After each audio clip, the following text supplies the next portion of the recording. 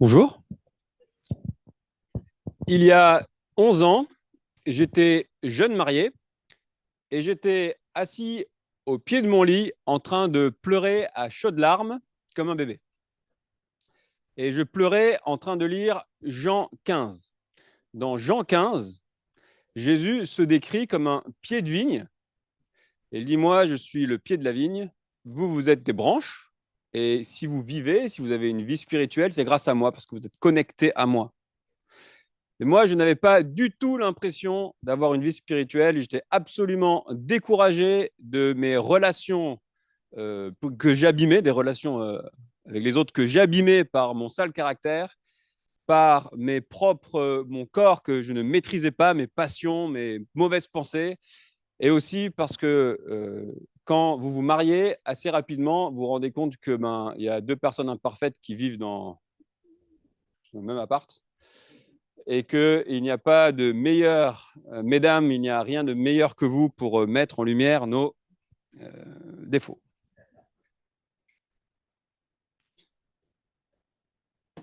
Et donc, j'étais là, absolument découragé, et je pleurais de découragement euh, sur ma vie.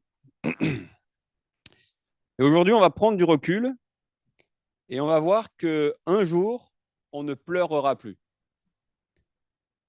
Un jour, on a la promesse que Dieu va nous donner un nouveau corps. Et quand on pense à corps, une petite précision technique, dans le Nouveau Testament, il n'y a pas ce dualisme corps-esprit qui nous a imprégnés. Corps, c'est notre vie en général, c'est qui on est. D'accord. Donc, un jour, Dieu va nous donner un nouveau corps, une nouvelle vie, il va nous rééquiper et on n'aura plus à pleurer sur les galères qu'on s'inflige nous-mêmes, puisqu'on ne se les infligera plus. Alors, comment ça marche? Comment est-ce que Dieu va faire déjà pour nous transformer? Et ensuite, comment vivre aujourd'hui dans l'attente de cette transformation? C'est le sujet de 1 Corinthiens 15. Et l'apôtre Paul nous dit, je meurs aujourd'hui, dans une attitude de vie, hein, je ne parle pas d'un suicide, je meurs aujourd'hui pour que Dieu me revête un jour d'un corps spirituel pour toujours. D'accord? Donc vous pouvez ouvrir vos Bibles dans 1 Corinthiens 15, les versets 35 à 58. Je vous préviens que le texte est long, un peu technique, et que cette prédication va être assez explicative. Ce n'est pas moi qui l'ai choisi, c'est le texte qui est comme ça. Mais dans ce texte, vous avez 3 éléments clés qui vous seront indispensables pour votre vie chrétienne. D'accord? Donc, ce n'est pas très applicatif, mais ça vaut le coup parce que ces idées vont vous diriger dans votre vie chrétienne et vont vous aider quand vous serez assis en train de pleurer au pied de votre lit. Donc, 1 Corinthiens 15, verset 35. Est-ce que tout le monde y est? Donc, ça parle de la résurrection et au début du chapitre, Paul avait commencé à expliquer qu'un jour, Jésus va revenir. Et donc là, il fait face à une contradiction. Okay. Donc, vous avez la contradiction au verset 35 et on va lire la réponse de Paul à cette contradiction. Mais quelqu'un dira, comment les morts ressuscitent-ils et avec quel corps reviennent-ils? Homme dépourvu de bon sens. Ce que tu sèmes ne peut reprendre vie que s'il meurt. Et ce que tu sèmes, ce n'est pas la plante qui poussera, c'est une simple graine, un grain de blé peut-être, ou une autre semence. Puis Dieu lui donne un corps comme il le veut, et à chaque semence, il donne un corps qui lui est propre. Les êtres vivants n'ont pas tous la même nature, mais autre est la nature des hommes, autre celle des quadrupèdes, et autre celle des oiseaux, autre celle des poissons. Il y a aussi des corps célestes et des corps terrestres, mais l'éclat des corps célestes est différent de celui des corps terrestres. Autre est l'éclat du soleil, autre l'éclat de la lune, autre l'éclat des étoiles. Chaque étoile diffère même en éclat d'une autre étoile. C'est aussi le cas pour la résurrection des morts. Le corps est semé corruptible, il ressuscite incorruptible. Il est semé méprisable, il ressuscite glorieux. Il est semé faible, il ressuscite plein de force. Il est semé corps naturel, il ressuscite corps spirituel. S'il y a un corps naturel, il y a aussi un corps spirituel. C'est pourquoi il est écrit, le premier homme, Adam, devint un être vivant. Le dernier Adam est un esprit qui communique la vie. Mais ce n'est pas le spirituel qui vient en premier, c'est le naturel. Ce qui est spirituel vient ensuite. Le premier homme, tiré de la terre, est fait de poussière. Le second homme, le Seigneur, est du ciel. Tel est l'homme terrestre, tels sont aussi les hommes terrestres.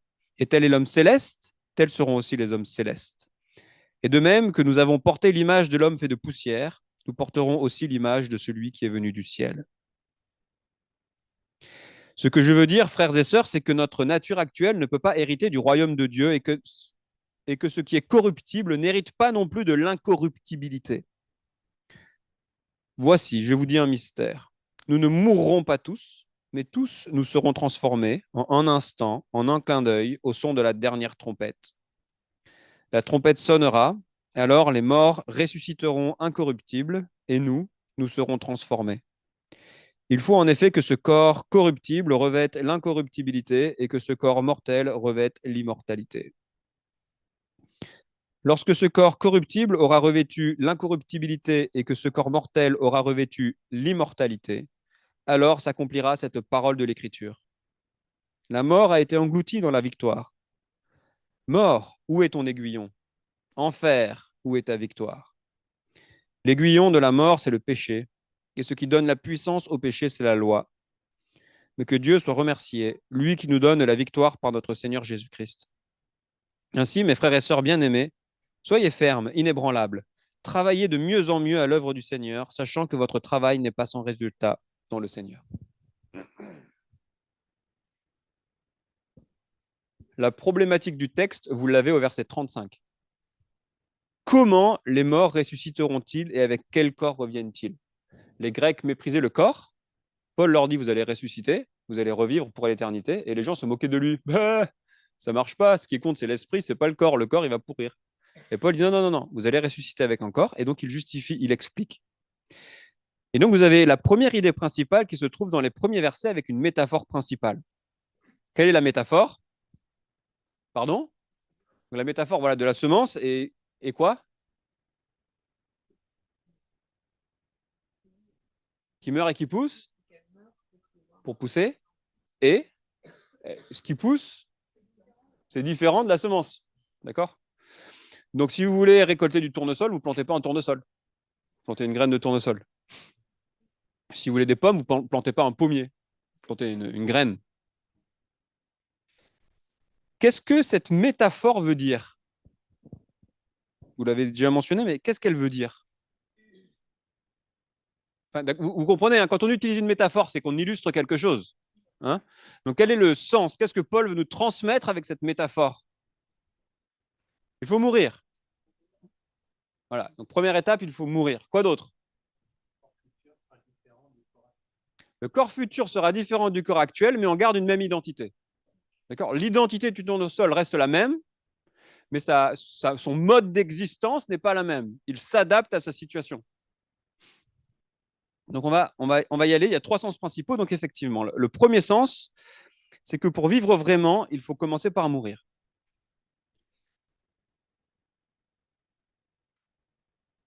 Mais Dieu veut nous donner un corps spirituel. Et pour avoir ce corps spirituel, la première idée, c'est qu'il faut commencer par mourir. Jésus a déjà beaucoup parlé de cette idée. Et ça, c'est une première idée importante. Jésus a dit, si le grain de blé est tombé en terre ne meurt pas, il reste seul. Mais s'il meurt, il porte beaucoup de fruits. Celui qui aime sa vie la perdra, et celui qui déteste sa vie dans ce monde la conservera pour la vie éternelle. Je suis désolé, il y a un mot qui a sauté. Donc Jésus dit, moi, je suis comme une graine.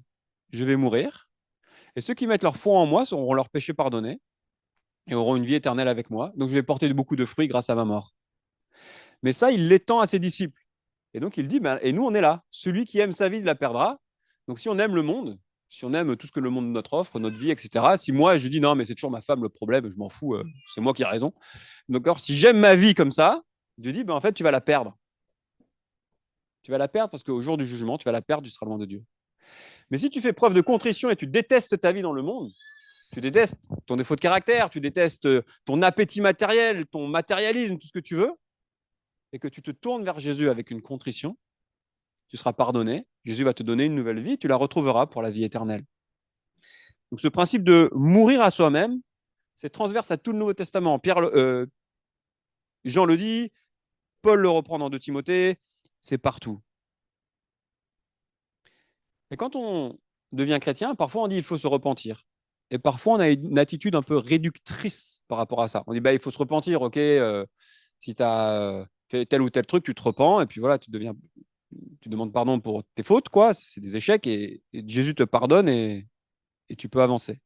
Et c'est beaucoup plus que demander pardon pour quelques cas isolés. Ce que Jésus nous demande, c'est une attitude de contrition globale sur notre vie, sur mon égocentrisme. Je ne sais pas comment il se manifeste dans votre vie. Vous avez des gens comme moi, les extravertis, ça se manifeste souvent peut-être par de la colère, par de l'impulsivité. Vous avez des gens, les introvertis, ça va se manifester par de la rancœur, par des mots, machin, par des gros mails dans notre coin. Je ne sais pas comment ça se manifeste. Mais donc, on n'est pas appelé juste à dire ouais, je te demande pardon parce qu'une fois, j'ai râlé. Non. Je te demande pardon parce que mon cœur tend à râler sur les autres pour me faire valoir parce que moi, je suis le meilleur. Vous comprenez? Quand on se fait baptiser, c'est dans la mort de Christ qu'on se fait baptiser. Il y a un double mouvement dans le baptême. Il y a un mouvement vers la mort et un mouvement vers la vie. Le christianisme, c'est extrêmement radical. On dit je veux mourir à mon ancienne vie. Donc, pour retrouver ce corps spirituel que Dieu veut nous donner, la première étape, c'est de vouloir mourir à notre fonctionnement pour obtenir un pardon, un esprit pour une nouvelle vie aujourd'hui, une espérance d'un jour revivre avec un corps spirituel. Et une deuxième idée dans le texte qui passe un peu inaperçue à cause de nos traductions, c'est au verset 38, on voit que c'est Dieu qui est à la manœuvre. Dieu donne un corps comme il le veut à chaque semence, il donne un corps qui lui est propre. Et le comme il le veut, c'est un peu plus fort qu'en français dans le texte original. Et ça rappelle que c'est Dieu qui est aux commandes et que Dieu veut créer un corps nouveau pour nous restaurer. C'est lui qui va sonner la dernière trompette. Excusez-moi. C'est mentionné à la fin du texte. Et dans Acte 3, on voit que Dieu a un grand projet de restauration du monde. Et là, on le voit dans le texte, ça parle beaucoup, le mot qui revient le plus, c'est corruptible, corruptible, corruptible, et il veut nous donner encore incorruptible, incorruptible, incorruptible. C'est-à-dire que Dieu veut déconstruire en nous les choses mauvaises pour reconstruire en nous quelque chose de bon. Si on reste sur le thème des relations, Dieu veut qu'on ait des relations. Dieu est trinitaire, il veut qu'on soit aimant. Donc Dieu veut qu'on conserve des relations, mais il veut déconstruire en nous notre côté manipulateur dans les relations, notre côté exploitant dans les relations, notre côté désinvolte ou notre côté blessant. Il veut déconstruire ça pour reconstruire en nous des relations bienveillantes, démentes, serviables, où on cherche l'intérêt de l'autre. D'accord? Vous voyez le transfert? Et c'est Dieu qui est à la manœuvre, c'est lui qui va nous donner ce corps. Et la troisième idée, on revient sur la métaphore. Vous avez dans les versets 39 à 41 plein d'exemples. Alors, Paul dit, il y a les quadrupèdes, les hommes, les oiseaux, etc. Il dit, mais en fait, si Dieu peut faire tout ça, pourquoi est-ce que ce Dieu tout-puissant n'aurait pas la capacité de donner un corps adapté pour une nouvelle vie spirituelle éternelle? Il n'y a aucun problème. Dieu t'a donné un corps pour la vie physique, il te donnera un corps pour la vie céleste.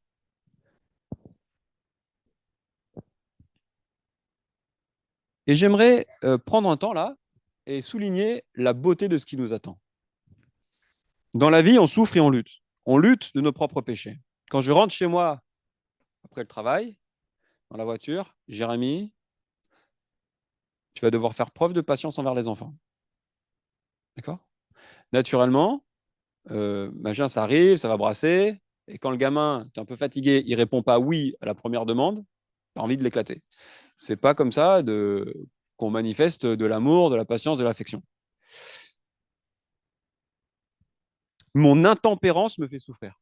Je dois me contrôler. Tous les jours, je dois me contrôler. Enfin, je sais pas vous, hein. Tous les jours, je dois me contrôler. Je ne sais pas quelles sont vos luttes. L'égocentrisme, moi, ça m'est arrivé d'avoir des repas. Parfois, tu fais connaissance avec des gens, ils parlent d'une heure que d'eux. Je sais pas, tu parles un peu, puis au bout d'un moment, tu relances la discussion de l'autre côté. Je sais pas,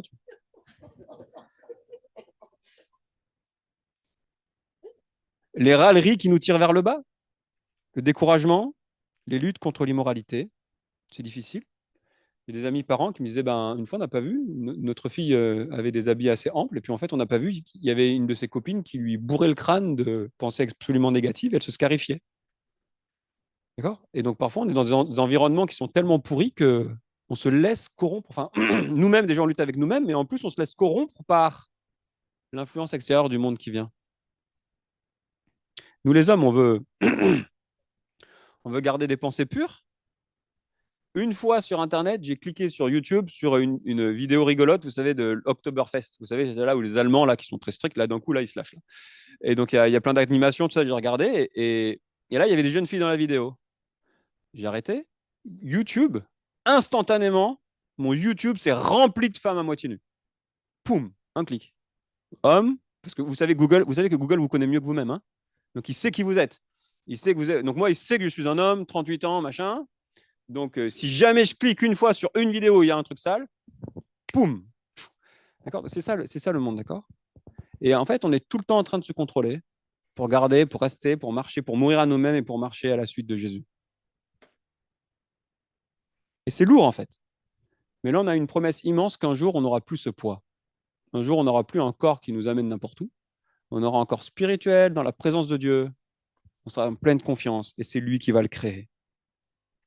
Et j'aimerais vraiment que vous repartiez ce matin avec cette espérance et cette joie qu'un jour, les tentations, les douleurs et les luttes vont cesser. Et si aujourd'hui, on est comme la graine, c'est pas très sympa, hein, mais en fait, on est comme la graine et un jour, on sera comme la fleur. Et c'est Dieu qui va le faire et ça, c'est grandiose. Nous pouvons vraiment nous délecter et nous réjouir par avance de ce moment. Tu es aux commandes. Deuxième point, Dieu, un corps spirituel, donc il sera incorruptible. On insiste là-dessus parce que ça revient beaucoup. Et si vous regardez, dans les versets 42 à 50, vous avez une longue explication sur comment est-ce que Dieu va nous donner ce nouveau corps. Et vous avez une comparaison entre Adam et le corps terrestre et Jésus, d'accord. Si vous regardez au verset 45, vous avez écrit donc, le premier homme Adam, et puis après, il y a écrit le dernier homme. Vous l'avez? Vous êtes avec moi sur le verset 45? Ouais. Donc le dernier homme, c'est Jésus. D'accord. Donc vous avez une comparaison entre le corps terrestre et Adam et le corps céleste et Jésus. Est-ce que vous pouvez me décrire un petit peu ce corps terrestre? Comment il est? Pardon? Mortel, quoi d'autre? Né de la terre. Né de la terre, quoi d'autre? À partir du verset 42, on peut prendre dans l'ordre. Pardon? Oui, mais c'est pas le texte clé. Corruptible, oui, quoi d'autre? Pardon? Infirme, faible, méprisable. Quoi d'autre? Faiblesse naturelle terrestre. Voilà, très bien. Comment est décrit le corps céleste à l'image de Jésus, d'accord, que nous allons porter? Vous avez vu le verset 49. Donc là, vous êtes d'accord que malheureusement, c'est le corps qu'on porte aujourd'hui, ce que l'on vient de décrire. Hein? Et comment est-ce que le corps qu'on va porter est décrit? À partir du verset 42, allez-y. Incorruptible, quoi d'autre? Glorieux, vous aurez un corps glorieux. Je ne sais pas si vous avez remarqué, mais quand on a 20 ans, jusqu'à 20 ans, on pense qu'on va devenir de plus en plus fort, de plus en plus performant et tout sur le terrain de foot et tout. Puis moi, maintenant, quand je rentre sur le terrain de foot, mon objectif, c'est de ne pas ressortir blessé. C'est même pas de mettre en but, tu vois. C'est juste voilà, double opération l'année dernière, c'est bon. D'accord. Et donc, tu as ton corps là, moi, j'ai conscience que j'ai plus du tout un corps glorieux, c'est fini, tu vois. Mais un jour, on aura un corps glorieux. Amen. Et ça, c'est important. À Trévoux, on a une sœur. Tous les jours, elle se lève avec une douleur atroce dans le dos. Tous les jours. Enfin, c'est dur.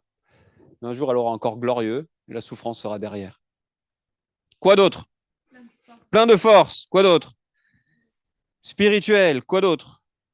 Céleste, etc. Et donc, vous avez un parallèle opposé entre les deux hommes qui définissent notre propre destinée.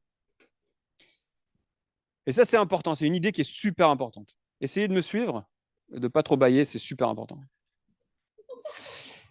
L'humanité est constituée comme un corps solidaire et nous sommes représentés par un chef. OK?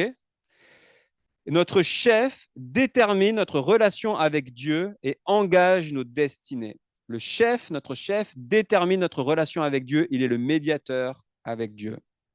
Naturellement, notre chef, c'est Adam. Qu'est-ce qu'a fait Adam avec Dieu? Il s'est révolté. Et Adam nous dirige sur ce chemin et il est révolté. Nous sommes révoltés.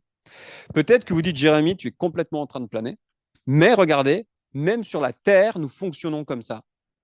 Comparez l'Allemagne de l'Est et l'Allemagne de l'Ouest. Pour les plus jeunes, c'est un pays qui a été divisé en deux pendant 45 ans entre la RDA, la République démocratique allemande, qui était sous occupation communiste, et la RFA, qui était sous influence occidentale et qui vivait dans une liberté de pensée comme nous aujourd'hui.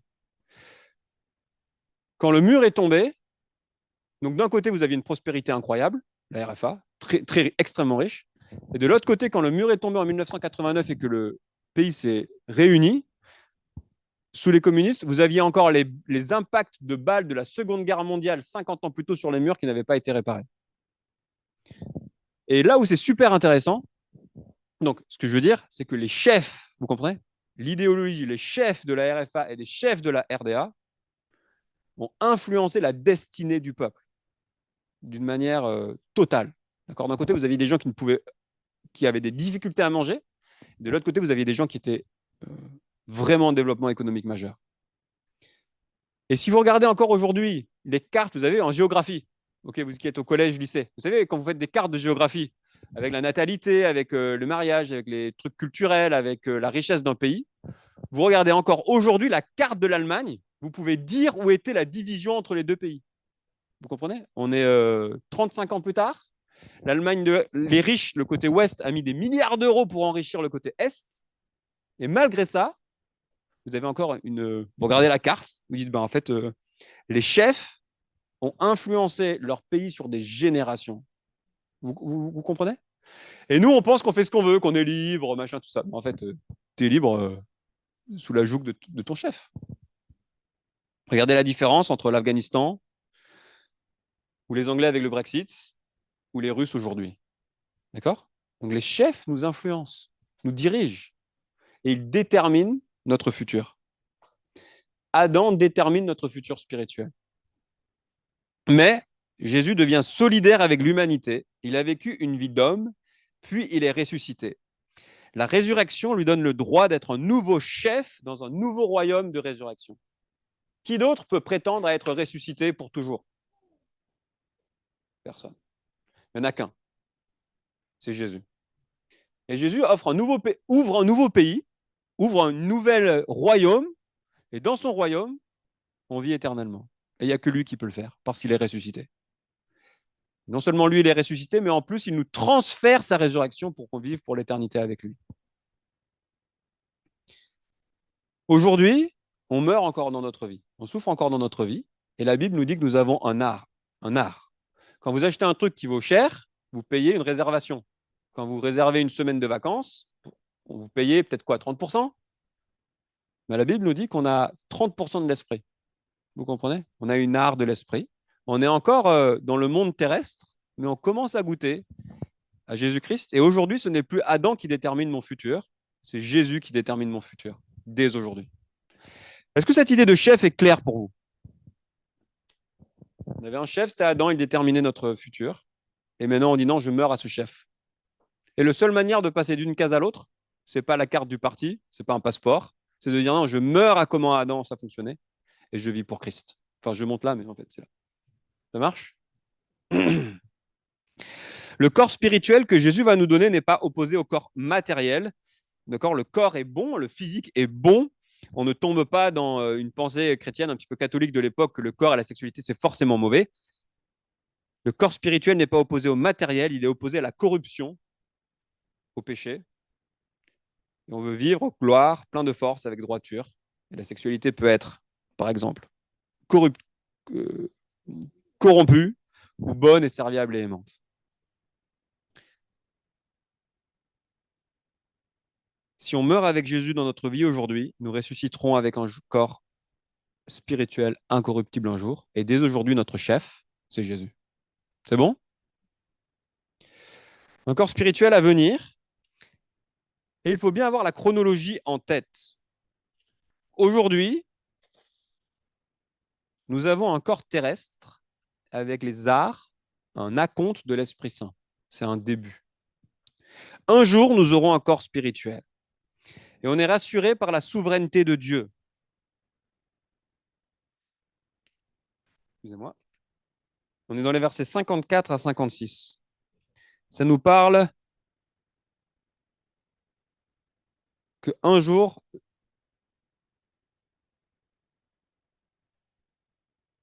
attendez, excusez-moi, j'ai une petite, on est avant, on est au niveau de on est au niveau de la trompette. Excusez-moi. On est dans les versets 51 à 53 où ça nous parle de cette trompette qui va sonner. Cette trompette n'a pas encore sonné. Les Corinthiens étaient embrouillés, étaient confus, étaient perdus parce qu'il y a des gens qui disaient non, mais on vit déjà la plénitude avec Jésus-Christ. On a déjà tout. Et Paul dit non, non, non, non, ça n'a pas encore eu lieu. Nous, aujourd'hui, on est là. On est là. Et un jour, on sera là-bas. Il faut faire attention parce qu'aujourd'hui, vous avez des gens qui vous disent qu'on peut vivre une vie spirituelle absolument remarquable. On va vous encourager à faire des manifestations spirituelles, à prophétiser, à parler en langue, à faire plein de trucs, à dire ouais, tu peux vraiment vivre de l'esprit. Et quand j'étais ado, j'avais lu un livre d'un gars qui disait que tu pouvais atteindre une forme de perfectionnisme pendant ta vie. Tu pouvais ne plus pécher pendant ta vie. Ça m'avait forcément troublé parce que moi, j'y arrivais pas du tout. Donc ça me culpabilisait beaucoup. Donc que ce soit certains milieux charismatiques qui vont vous promettre monts et merveilles par une œuvre de l'esprit, soi-disant, ou que ce soit certains milieux très piétistes, très durs, du 18e, 19e siècle, Watchmanie, etc., faites attention dans vos lectures parce qu'on va vous promettre la fleur aujourd'hui. Mais ce n'est pas aujourd'hui. C'est pas aujourd'hui. Aujourd'hui, on doit mourir à soi-même, on est dans la lutte. Et donc, on ne doit pas se tromper. La trompette va sonner. Ça, c'est une première erreur. C'est de vous vendre aujourd'hui que vous pouvez avoir une vie fantastique et que tout va bien se passer. Mais l'autre erreur, c'est de dire qu'aujourd'hui, je n'ai pas d'esprit, il ne se passe rien. De dire, bon, en fait, ça va, oh, faut pas juger. D'accord. Donc, on a un enjeu de chronologie qui est très important. Aujourd'hui, on est là, on est encore dans notre lutte et dans notre corps physique terrestre, le corps d'Adam, mais quand même, notre chef, c'est Jésus. Mais en même temps, on n'est pas encore dans le nouveau corps spirituel. Et ça va vous donner une maturité. C'est un peu explicatif. Peut-être qu'on peut se dire, oh, c'est un peu du détail. Mais en fait, c'est ça qui va vous permettre de gérer. Quand vous êtes tenté, quand vous êtes découragé, quand il faut encore revenir une fois de plus à la repentance devant Dieu parce que j'ai foiré. Oui, ben en fait, c'est normal, on est là. Mais un jour, vous serez là-bas et ce sera magnifique. Et finalement, ce corps spirituel, deux dernières idées, ce corps spirituel est victorieux. Nous sommes victorieux en Jésus-Christ. Regardez les versets 56, 55, 56, 57. Mais que Dieu soit remercié, lui qui nous donne la victoire par notre Seigneur Jésus-Christ. Il y a une partie qui est au futur et une partie qui est au présent dans ces versets. Si vous regardez les versets 54 à 57, qu'est-ce qui est au présent?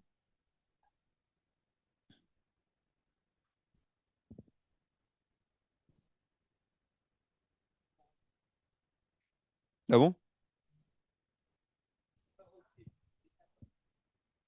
La mort est au présent. Regarde, excusez-moi, le verset 57. On va se concentrer du verset 57 pour rester concentré. Verset 57, c'est ma faute. Qu'est-ce qui est au présent? Il nous donne la victoire, vous avez vu? Donc la victoire, elle est donnée aujourd'hui. Mais vous avez quelque chose qui est au futur, c'est la fin du verset 54. Regardez avec moi. Alors s'accomplira cette parole de l'Écriture. En fait, non, d'ailleurs, là, on m'a embrouillé là. C'est au futur là. S'accomplira. Ah, qui est écrite. Ah, on n'a pas toutes les mêmes traductions. Mais, excusez-moi, la promesse s'accomplira, mais la victoire est présente. Et là, vous avez un mouvement de texte qui est très intéressant. C'est que l'apôtre Paul nous dit, on vit dans un monde difficile, on est dans la lutte, et il nous promet quelque chose de grand.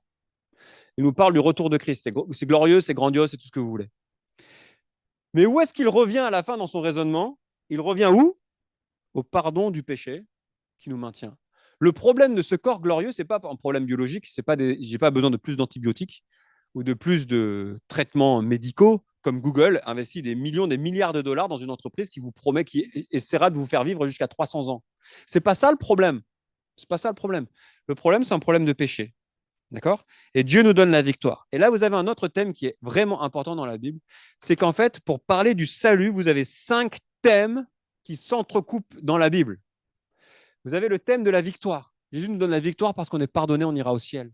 Vous avez le thème de la relation restaurée. On est une relation restaurée avec le Père qui nous accepte dans sa famille. On a le thème du rachat. Jésus qui nous rachète au marché aux esclaves. On a le thème du sacrifice, Jésus, notre parfait sacrifice. Et on a le thème de la substitution pénale, c'est là. Hein. Le péché, le problème, c'était la loi qui nous accusait. Les 10 commandements qui disent, bah, Jérémie, tu n'es pas au niveau. Mais Jésus qui nous pardonne et qui nous sauve. Et en fait, ces 5 thèmes sont reliés. Et là, vous avez le thème de la victoire et le thème de la substitution. D'accord?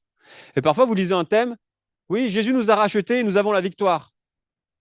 Ben, pourquoi? Ben, en fait, dans la pensée de Paul, ces 5 choses sont synonymes pour nous dire qu'on est sauvé. D'accord? Donc, nous avons un corps spirituel victorieux. Et je vous l'ai déjà dit tout à l'heure, j'espère que vous sortirez d'ici avec cette vraiment d'être rassuré, cette joie de savoir qu'un jour, on aura un corps parfait. Et c'est à venir. Et finalement, ce corps donne du sens à mon service. On peut être inébranlable. Ne vous laissez pas emboucaner, on dit dans le Sud. Ne vous laissez pas prendre la tête par les gens qui disent non, mais tu devrais plutôt être comme ça, tu devrais plutôt être comme ça. Non, mais tu n'as pas vraiment la victoire aussi. D'accord? Non, non. On en est à l'étape de la graine aujourd'hui. Un jour, on aura le corps spirituel. Aujourd'hui, c'est le temps de la lutte. Aujourd'hui, c'est le temps de la persévérance. Aujourd'hui, c'est le temps de ne pas faire de concessions. Aujourd'hui, c'est le temps de rester près de Jésus. Et un jour, on sera près de lui. Ne vous laissez pas balader. Ne vous laissez pas balader. Et puisqu'on est stable, on peut travailler avec persévérance, on peut porter du fruit éternel. Si vous faites un disciple de Jésus aujourd'hui, ça a plus de poids que les milliards de Google qui sont investis dans Calico. Je ne sais pas si vous réalisez la valeur, à quel point c'est précieux le fait de faire des disciples. Parce que vous avez une répercussion dans l'éternité. C'est beau. On a la victoire. Je meurs aujourd'hui pour que Dieu me revête d'un corps spirituel pour toujours.